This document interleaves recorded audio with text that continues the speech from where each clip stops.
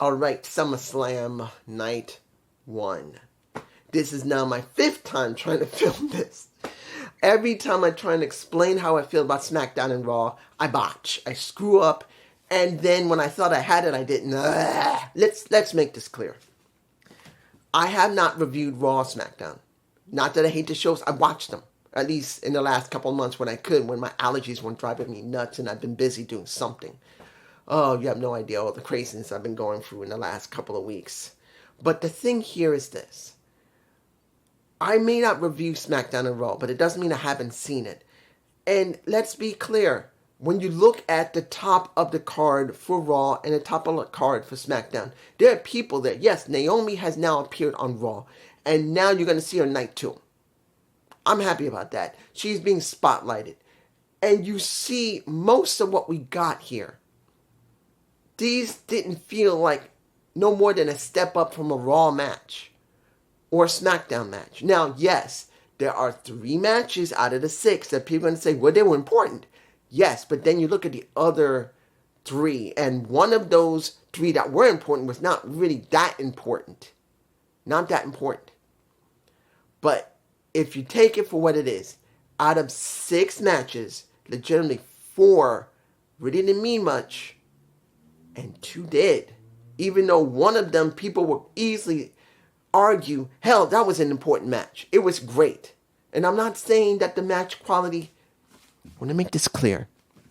The majority of the match quality that you saw on the show was not bad. This is what people don't get. You think, oh, it's trash. You're saying everything about, no. The match quality that we got for the majority of the show was fine. It's the stories that's the problem. When you look at all 6 matches, how many stories did you have? 2. 2 stories. And 1 questionable one that should have been on a SmackDown or Raw. That's the truth. They're supposed to put their best foot forward and make these shows feel important with their stories. You only had 2 stories that were strong enough to be important to a certain extent. And one of those stories, the third one, was questionable, and I'll explain in a minute. Let's open with Jey Uso and Roman versus Braun and Bronson Reed. The Aussiezilla. Let me give it to you like this. Is Jey Uso over a stink? Hell yes, he is. I said that he was something important 5 years ago when he became the right-hand man. And he's proven it. People love him. Is he a great wrestler? Hell no. I do agree with not just the Sleg Daddy of Off the Rope Show Central, but also off the script, JD.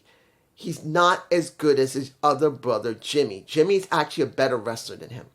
He just is. He looks, and he's been performing much better. So Jay is more about looks and about emotion than he is about actual ring performance. And there's nothing wrong with that. Look at Roman Reigns. It's not about his work in the ring. He does good work in the ring. No better than Jay. But it's about the performance that he does. His character, just like Jay's character. And people just go for it. That's what people don't always like. But that is how Jay is. That is how Roman is. They're over not because of the work they did in the ring, but their character development. And you just stuck both of them together in a match, an opener, which was good. People were very hyped for Jay. They were hyped for the OTC as well. But you put them with Braun Breaker and Bronson Reed, which I'm not against either one of them. And I think Braun Breaker might have hurt his right knee. I hope he's all right when he did that dive to try and nail Jay, and he missed, and his knee hit hard onto that reinforced table. Hopefully he's all right, because he was limping. But when you see the match, which was all right, can you honestly tell me that is a SummerSlam quality match? Or was it a Raw match? Wasn't it a Raw match? Tell me it wasn't. The quality was Raw. Good, solid match, but it felt like a Raw match with no story behind it other than something brief. And yes, you're going to say, well, they're part of You cannot tell me that, this is what people say, you cannot tell me what's going on with Seth Rollins wasn't important. Well, tell me, what did they do with that? Was Seth Rollins the most important thing there? No. Ozzyzilla stole the sneakers of a Roman Reigns and called it the Shufala. It's making my eyes itch. Really? When I saw that, I'm going like, the Shufala, are you stretching it that much so you're stealing sneakers and calling them the Shufala? Are you joking with me? Are you shitting me? Come on, that didn't sound right. I can understand if you stole his sneakers. You stole his wrestling boots. Fine. But calling the Shufala did not ring with me one damn freaking bit. It didn't work. It was stupid.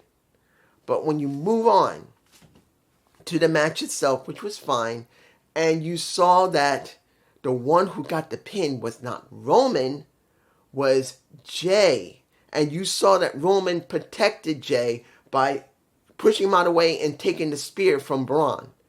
This makes you wonder, what are we really doing with Roman Reigns now? And we already know, let's make it very clear. We already know Roman is more relegated to being a part-time worker now. That's what he is. And he's putting more emphasis on making sure his relatives are getting over more than him. Because that's what this is about.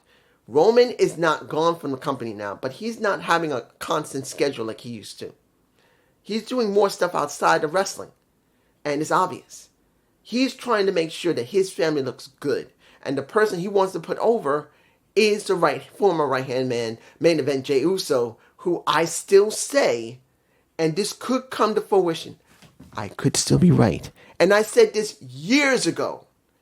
What would happen if Roman Reigns went up against Jey and Jey became the new tribal chief?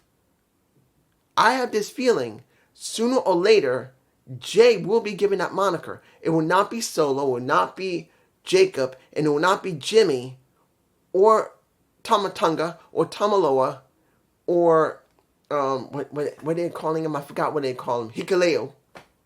It'll be Jey. He is the one that's been built the best. And I truly believe sooner or later they may transfer the Ulafala to him. That's what I think might happen. I'm not saying it will happen. I do believe it might happen. So I might be still right about this situation. And you're going to see Roman Reigns more and more less in the ring. You'll see more and more Jey Uso, Jimmy Uso, Jacob Fatu, Hikuleo, he's called something else right now, and everyone else being put over more than Roman. Roman would just go like this, but he'll still be heavily over. Let's move on to the match I didn't care about. Let me give it to you like this. The women's title. Look, Raquel didn't have a problem as long as she got a good partner, which was pretty much Roxanne Perez, and it made sense. Roxanne with her, it's fine. But you look at Alexa Bliss, and you look at, it feels forced. Here's the thing. There's a difference with odd couples being in the ring. And those two just don't work or anything like that. And then when they do work. And honestly, this storyline between Alexa Bliss and Charlotte just felt forced. And it's not because they're odd couples that Charlotte doesn't want a partner and Alexa's saying simply, I'm not looking for a friend. I'm looking for a partner to win gold. It's not about that. It isn't. Even when the match went on, it was all right. And yes, Alexa did nail in the face who really oversold it a little bit of Charlotte. But she did okayish. Like I said, and I'll keep saying this, Charlotte can get herself over. Flat out, she cannot get anyone else over. This was about what Alexa could do. This was about what Raquel and Roxanne Perez can do.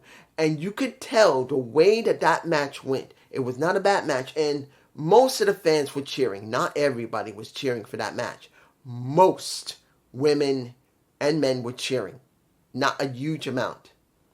But when you see the match, you can see the difference between Raquel going against Charlotte, where they're not 100% familiar with each other and it looks okayish, but it looked a bit sloppy. And then you look at Roxanne and Charlotte, who she's not familiar with, and then you see the difference between a Roxanne who's been trained at reality wrestling. I saw her when she was young back in 2016 when she was known as Pop Rocks. Or Rox, well, she did Pop Rocks and she was Roxy. She has been trained very well compared to Charlotte. And not saying Charlotte is a bad wrestler, but you can see the difference between a Roxanne compared to Charlotte. Charlotte and Roxanne are completely different. Roxanne knew how to sell better.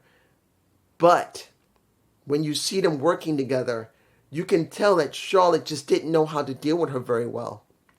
A lot of times she looked awkward, taking bumps from Roxanne. She looked awkward trying to nail Roxanne. Roxanne did her job and she did it very well. She's very intuitive in the ring. That's the one thing I can say about Roxanne. She is called the Prodigy for a reason. I've seen her when she was in reality wrestling, and I've seen her in NXT. She's a very good, well-rounded wrestler. Is she great on the mic? Before, no. But she's improved. Does she have a presence in the ring? Yes. But honestly, you could tell that Charlotte could not work very well with her. Now, did she work well with Alexa? Of course she did. Did she work well with Raquel? She did to a certain extent. In the end, they won the titles, which I'm not surprised about. It was obvious they wanted to put titles on both of them because, to be honest, what are they going to do with them? Do you want to see another run with Charlotte Flair? No. Because Charlotte has a tendency to not help others. I say it, and I will always say this. Charlotte can get other people over? No. Charlotte can get herself over? Yes. It counts on the other person not only getting herself over, but also helping Charlotte on top of it. Charlotte's a good wrestler. There's no lie about that. I'm not going to tell you she can't wrestle. She can, but she doesn't again. And I repeat this into nauseum. She's not like her father. He had a very rare gift to be able to get anyone over if he's put in front of them. Even if they're not great wrestlers, he can still get them over. Even if they look bad, he will still make them good as long as he's in shape and as long as he's interested in getting them over. That was Nate. That was Rick. And Charlotte just doesn't have that. So let's move on to the next match that didn't make any sense to be on the show. It didn't need to be on the show. This shows you what I was saying earlier. That when you look at Raw and SmackDown, it's not about the matches and the work in the ring. It's about the story. What do we got here? We got Karrion Kross, who I thought went away for a while, has now come back, and now instead of working with AJ, which I forgot because I was thinking about the stuff, because AJ is now working with Dom, which will be the next night. He will be going after the IC title if he can. He's now working with Sami Zayn. Do I actually care about Karrion Kross trying to get Sami Zayn to lose control like with Rey Mysterio? No. Did I actually believe that Sami Zayn was going to lose control like he would when Rey was tried? No. So when you look at this situation, there's only one thing next to the pipe being thrown in the ring by Scarlett, Miss Original Scarlett Bordeaux, Miss... he bet... I'm going to say this about the actual guy, Karrion Kross. He better not be stupid and let that woman go unless she screws up herself. That is not just a beautiful woman. She's supposed to be a very sweet woman. If he blows it, I would beat the crap out of him. I'm a small-ass guy that would get his ass kicked in a minute. But anyway, but let's make it very clear. Did you actually believe that Scarlett throwing in that pipe was going to get Sami to turn? No. Did you actually think it was going to help the match? No. This match felt like it should have been on Raw or SmackDown. It honestly did. And when it was over and you got the Halloumi kick to the face to Karrion Kross, the one thing I'm thinking is, now what? Is he going to turn face now? Because Sami says, done, and then you see Karrion going, yeah. Which it may not be, because he may not end it, and that will prove to you what I said before about Karrion Kross, which was Killer Kross. Get out of that company now. If he can get out of his contract, I would tell him, if the money is this good, fine. If you're happy with what you're doing. Because honestly, creatively, you suck. You've done absolutely nothing. Mr. TikTok has never won anything in a clinch. You know who he reminds me of in AEW? Lance Archer. Remember Lance Archer? The guy who came in, who used to be the New Japan Pro Wrestling U.S. champion at one point, who was nothing but a damn monster when they first started AEW. That guy can't win a damn match to save his fucking life. He can't. And now I see Karrion Kross, who I liked Karrion Kross. When he was in Impact Wrestling working with Austin Aries, he was interesting. And then when he was in NXT, when they booked him correctly, he was good. Even though he's not one of the greatest wrestlers, his character was good. Now what? His character was his most interesting thing, even though his work in the ring wasn't bad. But he went away the first time because Vince put him in a damn mask and did nothing with him. He came back, and since then, he's done nothing. He worked with Rey Mysterio. He's worked with AJ Styles. He's now worked with Sami Zayn. And I'm sure I'm blanking on another person he worked with. I'm sure I am. But what has he done? Nothing. There's been no real story for him. And understand, I say this again, for wrestlers, it's not always about getting a championship. It's about relevancy. That your character is relevant. You don't have to have the best character in the company. You just have to have the character in a company that people care about.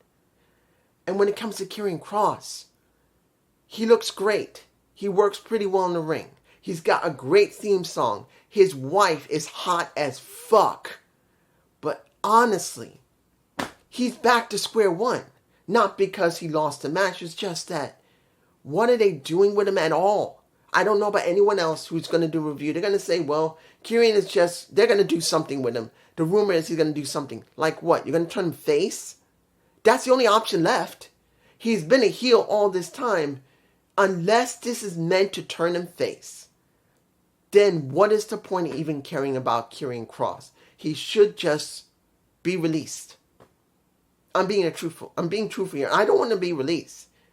I don't. In the sense that if they really want to make him into something, I want them to do it. But if they're not going to do it, release his ass. Unless he's fine with just getting a check, which many people are, and there's nothing wrong with that. Let's make it clear. If wrestlers are happy just getting a check, and they're producing what's good for the people, that's in the back, what's good for the wrestling business, and good for the fans, fine. I don't care if you stay there. You could stay there for 20 years, like R-Truth, 17 years. And he's always been relevant. It's not about him winning constant championships. It's not about him becoming the top dog. It was about his relevancy of being a comedic wrestler who people loved. And that's the reason why they exploded when he was released. Because he was that relevant. Not just in the back, but the fans loved him because he knew how to adapt. Like Nate. I'm just saying. Let's move on. The next match. I'm going to tell you this. Did I believe that Tiffany Stratton was going to job at SummerSlam to a Jade Cargill? No. I did not. It was due to the fact that Jade Cargill needs to work with Bianca Belair. I agree with JD. I believe Alex has said this himself, and Jesse. They all believe that Bianca should be working with Jade Cargill. They should be against each other.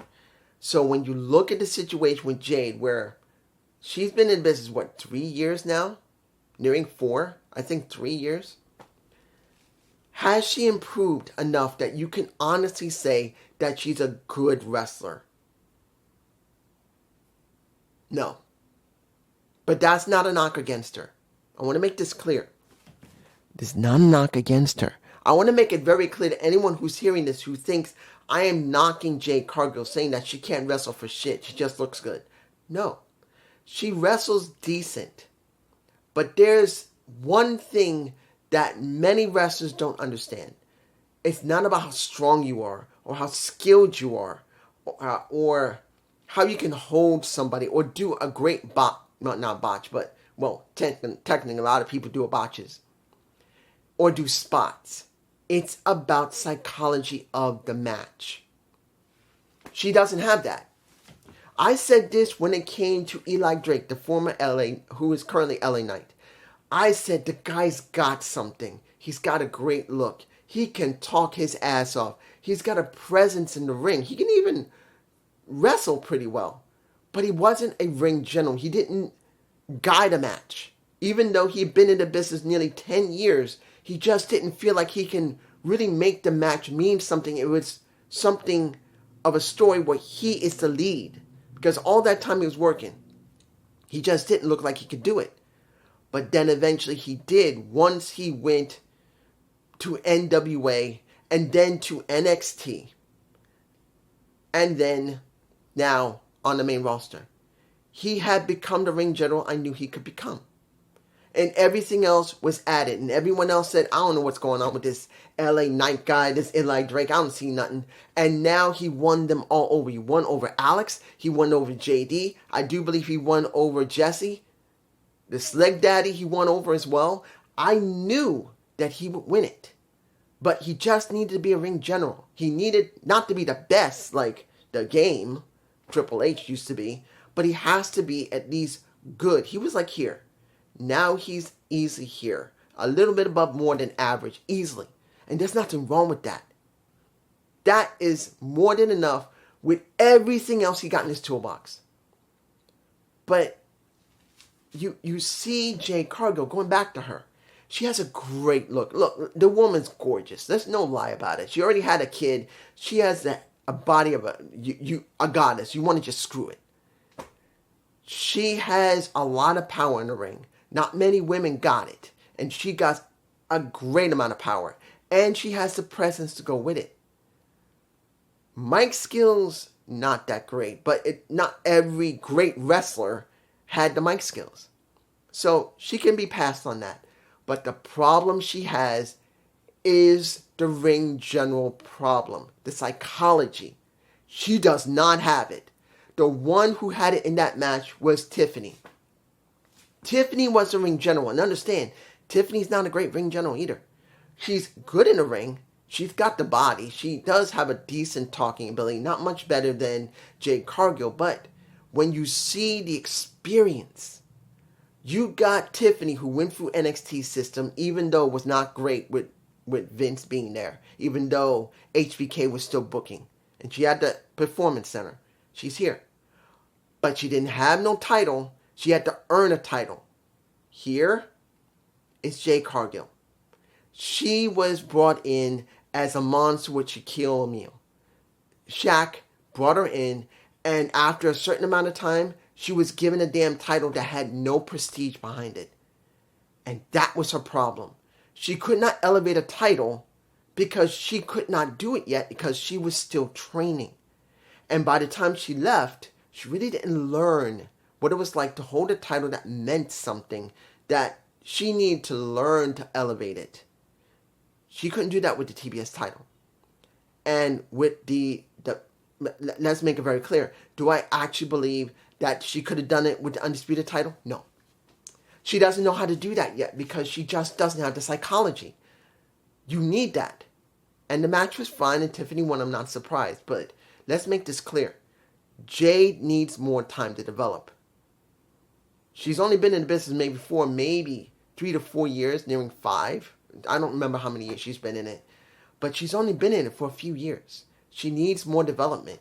Some people could take up to 10 years before they're ready and really get like Eli Drake, who's now LA Knight. He had everything but ring general. And when it comes to Jade, she still needs more work with talking. She needs to be a ring general. She needs that. She's got the presence, she's got the look, she's got the power, but she needs so because she's lacking. Jellyroll, one of the two matches people is going to care about. Jellyroll with Randy Orton and Paul. Oh my goodness. Gotta say this about Jellyroll. And I'm not really big on his music. I'm not saying I hate it, it's just I never really heard much of it. And let's give it like this. He took a beating. I'm not fond of the clothes he wore because as he was in the wrestling match, the what was it? The vinyl that was stuck onto the clothes started peeling off, and it just looked bad. And you could see, I think, as he started to sweat, it just started to peel, and you could see some of it on Logan Paul had it on his body, and Drew had it on his body. Did I believe that? Wish he had not had those clothes like that? Yeah. But it did happen. And he didn't do a bad job as a celebrity. Let's make it very clear. Scott sucked. He should never been in the damn ring. Saying it right now. He didn't wrestle, but he just looked stupid. But when you look at Jellyroll, at least he put in the effort. You could feel that, hey, this guy really loves wrestling, and he's going to show that he can do something. And even though it wasn't a lot, next to doing a power slam and a black hole slam, a power slam from the second turn rope with Logan Paul, and a black hole slam to a Drew McIntyre, which would look good. It did look good. It didn't look bad. He didn't do bad. So I didn't mind the match, even though the story behind it wasn't very great. But since Jellyroll is someone that was showing a lot of passion and interest in doing this properly, and if it's true he lost what? How much weight? Over 100 or 160 pounds in the match? To do the match, he actually trained. Great. I'm happy if he lost weight to get in the ring. I'm happy that he took this seriously. Did he lose up to 160 or 260 pounds? I don't remember what the amount he lost. If it's true, great. That made me happy. And if he did this again, at least I know what we would get. Do I believe Jellyroll and his gorgeous wife? I don't know if I got a picture. She's in my face. I've been throwing pictures up. She looked good. But if he's going to do this again, he's got to have a good story. That's what I'm hoping for. I'm hoping he's going to have a good story that he will feel important. But let's make this clear. This was one of the 3 matches where obviously Karrion Kross and Sami Zayn's story was so weak. It should have been on a Raw or it could have been on a SmackDown. Easily. And it should have been. Here, it's not one of the best stories, but at least it's strong enough that it looks better than Karrion Kross and Sami. Final match. 5-minute champion and 5-minute champion CM Punk. Because that's what that title should be. I was thinking of making it the fake out of SummerSlam. Maybe I should do that. The fake out of SummerSlam. I think that might be the better title than 5 minutes champion CM Punk. The fake out of SummerSlam. That might be it. We got Gunther versus Punk for the World Championship. That was an interesting match. Was there some strangeness coming from Gunther? Yeah. Like when he was supposed to stomp on CM Punk and he was like this, you see my hands? This far away from where CM Punk was. And I'm like, what? And then it was a couple of times he looked like he was hesitating. And it felt awkward. But after that, it seemed to be good. Yeah, he got busted open through some chops from CM Punk. And it was a beatdown, which it had to be. CM Punk had to come up from the bottom, which he did. Seeing that Gunther got busted open, but not just busted open here, because he did bust him open when he basically grabbed his legs when he decided to stand on the table and then grab his legs and supposedly hit him. Well, not hit him, but how can I say this? I think I got the shot is in my face where he's holding his nose. It is a possibility that Gunther might have broken his nose when Punk grabbed his ankles and he hit his face onto that cover that's on the reinforced table. He might have busted his nose actually open. In other words, broke it. That's a possibility. I don't know. But after he comes out from under the table, he was bleeding. So, seeing Gunther going like this, going, ah! That's something you don't see from Gunther. He doesn't get busted open. You've never seen him busted open. So this is the first time he actually bled. So it was good to see something different from Gunther. He was vulnerable. and Punk had to fight hard to get him to lose. He gave him 2 GTSs to the face. Well, actually, one under the chin, and then I think another one here, the chest or the chin. Gunther was done.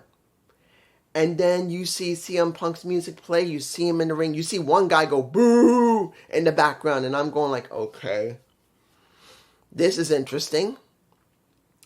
I'm wondering, what the hell? Not that I thought something was going to happen with Seth. But I knew after seeing this, I felt something was going to happen. I didn't know if it was going to be Seth. But I knew something was going to happen because it would take longer than you would think.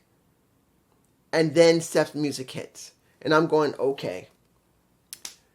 So we're seeing Seth come out. And I heard the reports of Seth might not be actually injured. I saw JD talk about it. I also saw some reports that it was a possibility this might be a work. I believe Dave Meltzer was talking about a possible work. But there was no truth to it. I don't know. Wait a minute. Was it Dave Meltzer or was it Fightful.com? One of the two. I can't remember. But he comes out with a brace on his knee and crutches.